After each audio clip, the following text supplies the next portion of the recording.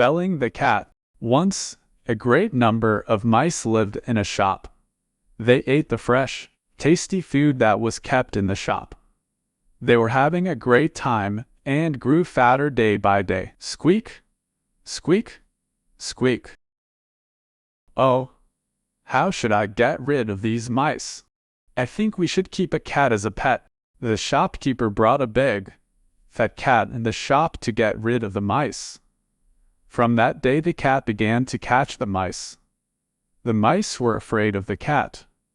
They could not reach the food anymore. Get rid of, discard, remove, run. The cat is here. The mice called a meeting. We must think of some way to save ourselves from this cat. Yes, but what should we do? No one could think of a way to get rid of the cat. Finally, one mouse spoke up.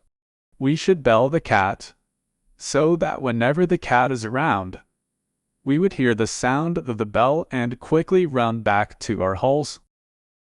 The mice thought that this was the best plan. They began dancing with joy.